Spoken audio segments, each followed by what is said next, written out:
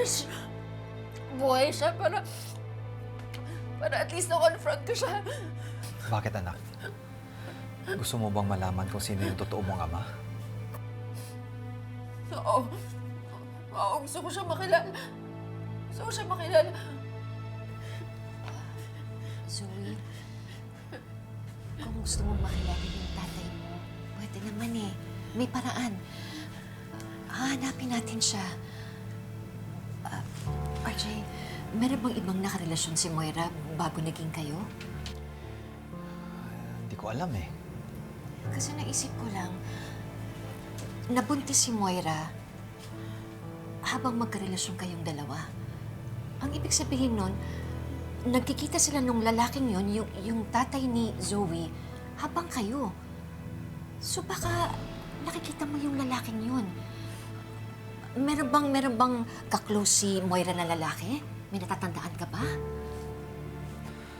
Wala eh. Walang masyadong kaibigan si Moira eh. Suplada yun eh. Pati nga yung mga kaibigan ko, hindi niya kinakausap.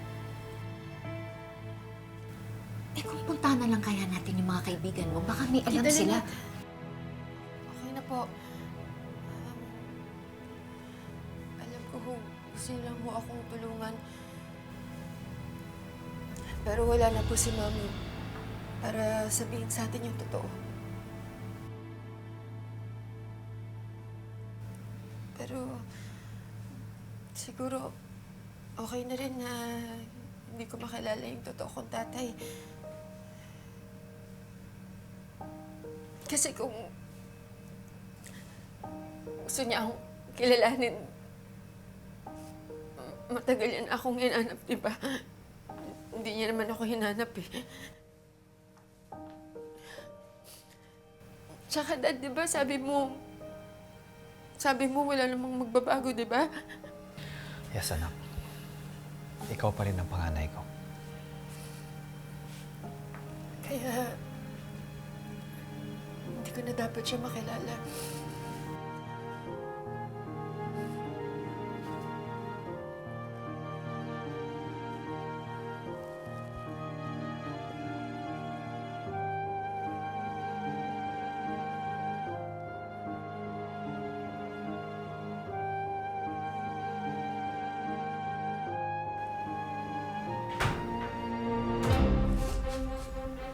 Ano yun?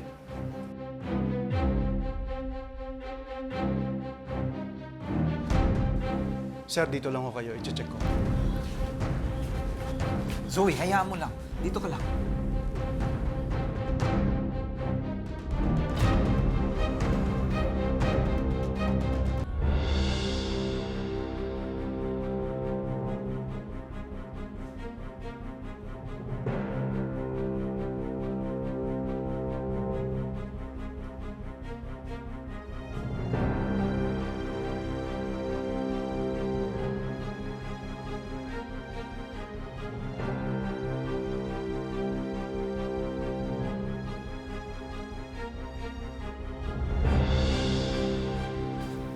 Chris, ano yun?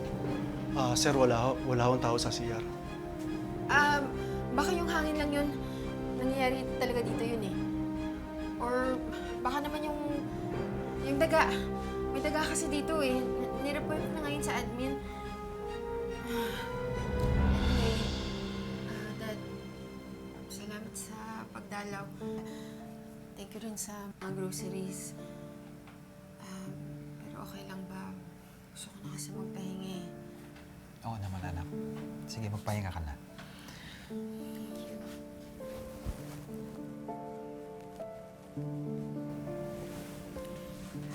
Tita Lynette, thank you po.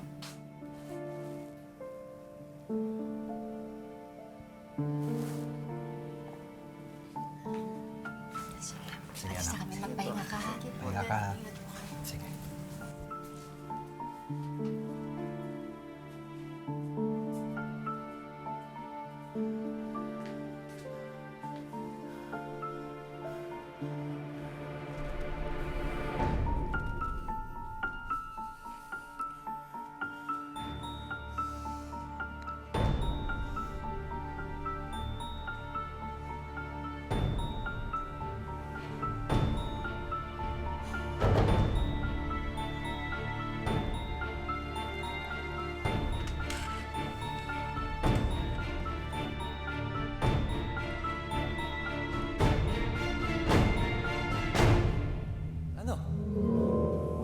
ito, no?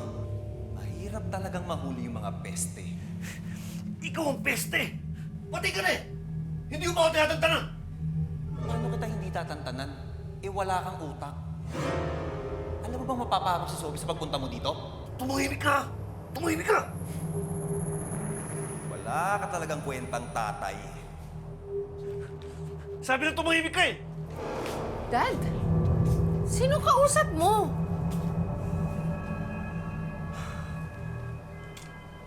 Wala, nag-iisip lang ako. Sana ginawa mo yan kanina bago ka magpunta dito sa kondo ko. Nakita mo ba yung kabaho kanina? Muntik na sumabog yung puso ko kasi muntik na tayo mahuli. I'm sorry. Sorry. Sorry ka dyan. Wala ka naman talagang pakialam sa akin eh. Sarili mo lang iniisip mo, si Tita Lynette lang iniisip mo. Pwede ba? Huwag ka na babalik dito. Narinig mo naman sila, di ba? Curious na sila kung sino yung totoo kong tatay. At pag nalaman nilang pupunta-punta ka dito, pwede sila mag-imbestiga. Ayokong malaman nila na ikaw yung totoo kong tatay.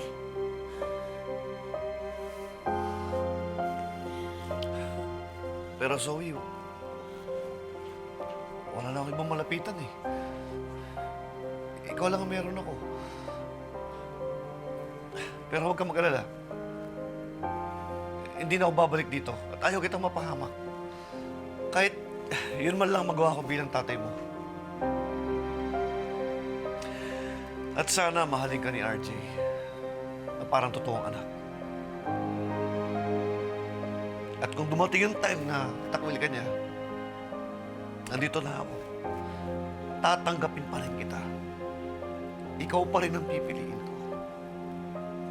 Kasi ikaw ang unik ahiya ko eh. Ha?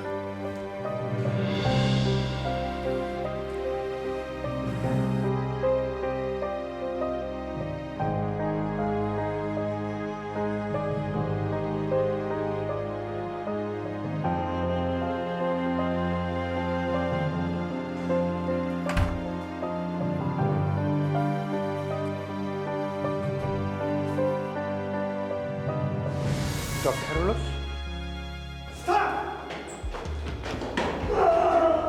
You have to pay what you done. Parang may alam nga si Zoe na tinatago niya sa atin. Talaga? Pinag-iisipan nyo na naman ng masama ang pamangkin ko? Look, if you want to ask Carlos, go ahead. Yan eh kung mahahanap niyo pa siya. Kaya di sumasagot si Doc Kim. Doc Carlos?